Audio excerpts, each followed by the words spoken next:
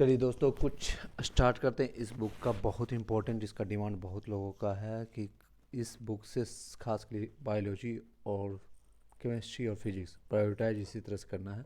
सबसे ज़्यादा बायोलॉजी, फिर फिजिक्स और केमिस्ट्री। साइंस वालों के लिए रामबाण सिद्ध होगा, जो 6 to 8 के लिए प्रिपरेशन कर रहे हैं, 9 से 12 के लिए कर रहे हैं, और 11 से 12 में आपका कोई भी सब्जेक्ट इसमें से है। तो अभी हम बायोलॉजी स्टार्ट करने जा रहे हैं, और जीडी में भी इसका टॉपिक आज चलाए थे, कुछ टॉपिक रिमेनिंग रह गया है, उसको कंप्लीट करेंगे और इससे संबंधित फिर इसका ऑब्जेक्टिव करेंगे यहाँ से। उसके बाद आपका उसके बाद ये एनसीईआरटी का भी ऑब्जेक्टिव बहुत ज़्यादा इंपॉर्टेंट है, तो जितना हो सकता है करने की कोशिश करते हैं। आगे बढ़ते हैं, बिना टाइम वेस्ट करते हुए चलते हैं आपका कोशिका के बारे में।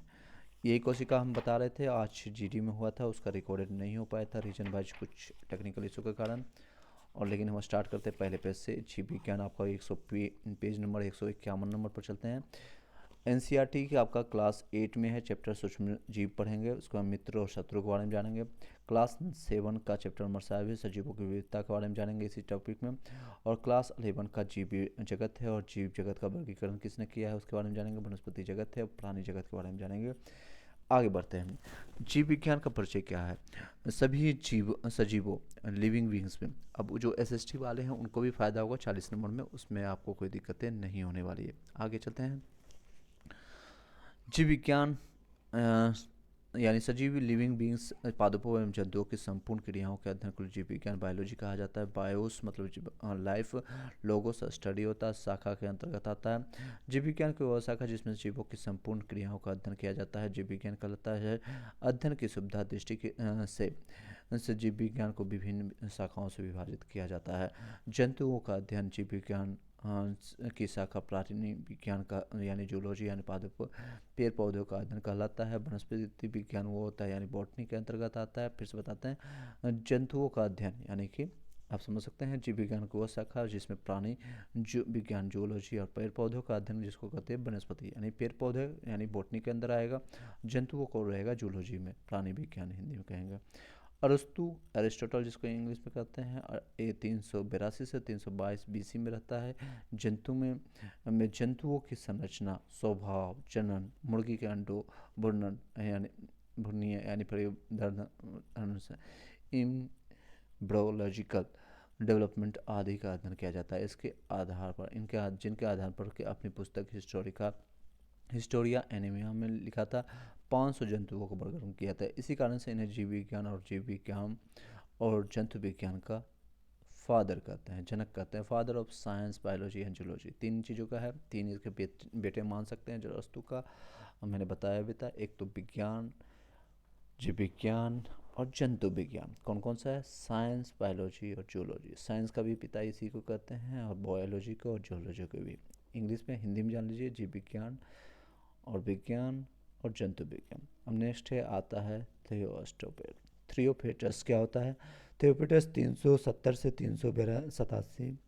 287 ईसा पूर्व में रहता है। लगभग 500 पादपों के वर्गी का उनकी आयु आकार के आधार पर अपनी पुस्तक हिस्टोरिया प्लेटिनम में उसने वर्णन किया है, इसलिए इन्हें वनस्पति विज्ञान का जनक यानी फादर ऑफ बॉटनी कहा जाता है। जीव विज्ञान की शाखा क्या है। जीव विज्ञान की विभिन्न शाखाओं में विभाजित किया जाता है। इन प्रमुख शाखाओं के निम्न चक्र के द्वारा विभाजित किया जाता है। जीव विज्ञान यानी बायोलॉजी, मौलिक जीव विज्ञान बेसिक में आता है। अप्लाइड चलते हैं। चलिए आज इस टॉपिक को थोड़ा शॉर्ट ही रखेंगे, क्योंकि हाँ ऑलरेडी टाइम ज़्यादा हो चुका है, और जीटी करने के बाद काफ़ी लोग थक भी गए होंगे। तो 8 से 10 मिनट रखेंगे, उसके बाद इसको कंप्लीट करेंगे। उसका नेक्स्ट वीडियो हम अपलोड छोटा छोटा करके आपको डालते जाएंगे, और कंप्लीट इस तरह से हो जाएगा। इसको 2 से 3 बार सुनिएगा, बहुत फ़ायदेमंद होगा। जीव विज्ञान की जो शाखा है, जीव विज्ञान की विभिन्न शाखाओं में विभाजित करता है। इन प्रमुख शाखाओं में निम्न चित्रण किया गया है द्वारा। पहले तो बायोलॉजी है। बायोलॉजी दो प्रकार के, basic biology and applied biology. मौलिक जीव विज्ञान होता है जिसमें बेसिक में आएगा बॉटनी, जूलॉजी, माइक्रोबायोलॉजी। हिंदी में कहेंगे वनस्पति विज्ञान, जंतु विज्ञान, सूक्ष्म विज्ञान, और प्रायोगिक जीव विज्ञान क्या होता है, अप्लाइड बायोलॉजी। कृषि विज्ञान यानी एग्रीकल्चर साइंस, चिकित्सा विज्ञान मेडिसिन साइंस, और पशु चिकित्सा विज्ञान वेटनरी साइंस होता है, औषधि विज्ञान आपका फार्मास्यूटिकल साइंस के रूप में जानते हैं। सजीव जगत क्या होता है? जीव जगत में सजीव यानी लिविंग एंड नॉन लिविंग दोनों प्रकार की वस्तुएं उपस्थित हैं। वे वस्तुएं जो वृद्धि, विकास, प्रक्रिया, जीवन के दूसरे लक्षणों को प्रदर्शित करती है उसे सजीव कहते हैं। जैसे कि हम लोग सजीव हैं।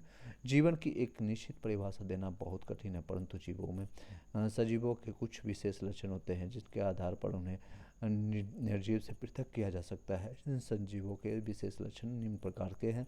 एक तो जीव द्रव्य आता है, प्रोटोप्लाज्म।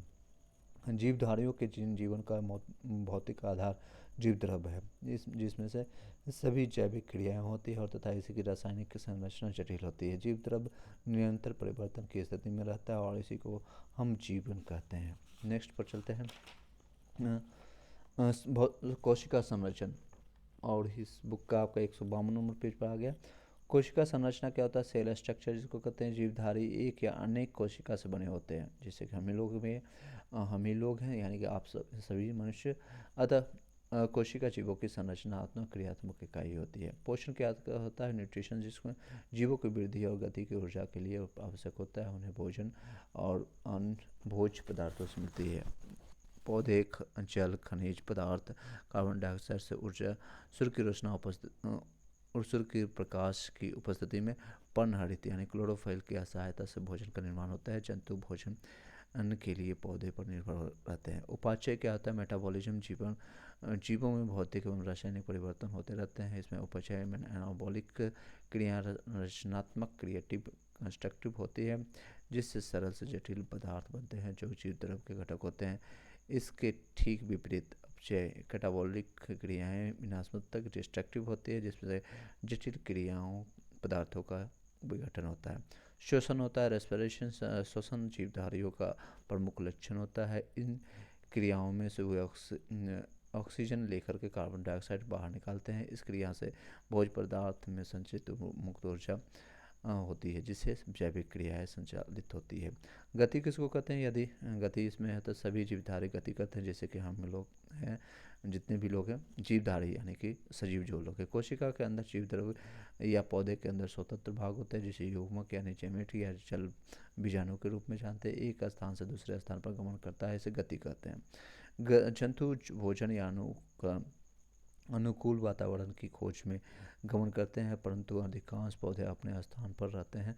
गुरुत्व गमन यानी कि गुरुत्व ग्रेविटी के कारण, प्रकाश के कारण और आदि के कारण एक और मुरझाते हैं। वृद्धि क्या होता है? ग्रोथ, जीवों की प्रकृति का आयतन और शुष्क भार में अपरिवर्तित वृद्धि को वृद्धि कहते हैं। जैसे हम बच्चे से अब बड़े हो गए और बड़े से फिर आगे बढ़ते जाएंगे, इसी को वृद्धि कहते हैं। और प्रतिदिन चेंजेज होते रहते हैं। पौधों में अब कई लोग बोलेंगे सर मैं 18 तक बढ़ता हूँ या 20 तक बढ़ता हूँ, 21 तक बढ़ते हैं। जनरली 21 तक बढ़ते हैं। चलिए, पौधों में विभाजित होते हैं। उत्तक में क्या होता है? मेटामेस्टिक टिश्यू द्वारा नियंत्रण और निश्चित काल तक वृद्धि होती रहती है, परंतु जंतु में एक विशेष अवस्था पाए आने पर वृद्धि रुक जाती है। एक अवस्था जिसे हमारा भी आता है, एक समय के बाद वृद्धि रुक जाती है और सिर्फ आगे मोटापा होगा या फिर दुबला होगा, फैलेंगे फिर बिछकेंगे, बस ये हो सकता है। नेक्स्ट है प्रजनन। रिप्रोडक्शन क्या होता है? जीवधारी प्रजनन द्वारा अपने समान जीव जैसा पैदा करता है, परंतु निर्जीव ऐसा नहीं कर सकता है। जैसे कई जैसे सजीव जीव हैं जो अपने जैसा बच्चा पैदा करता है, या फिर कई ऐसे जीव जैसे कुत्ता हो गया, कुत्ता पैदा करेगा, बिल्ली है तो बिल्ली को पैदा करेगा, आदमी है तो आदमी पैदा करेगा, लेकिन निर्जीव कुर्सी को पैदा नहीं कर सकता।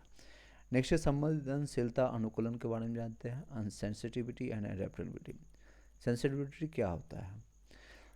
जीव अपने चारों ओर के वातावरण में अपने होने वाले परिवर्तनों का अनुभव करते हैं, इस कारण से वह संवेदनशील होता है। जैसे कि अभी ठंडा लग रहा है तो स्वेटर जैकेट निकालना शुरू कर दिए, कंबल ओढ़ना शुरू कर दिए, उसके अनुसार ही अपनी संरचना रहन सहन क्रियाओं में परिवर्तन करते रहते हैं, उसे अनुकूलन कहते हैं, उसके अनुसार ढाल लेते हैं। उत्सर्जन क्या होता है? उत्सर्जन जीवधारू में विभिन्न क्रियाओं के फलस्वरूप हानिकारक या अनावश्यक पदार्थ बनते रहते हैं, जिन्हें अपने शरीर से निष्कासित करते रहते हैं।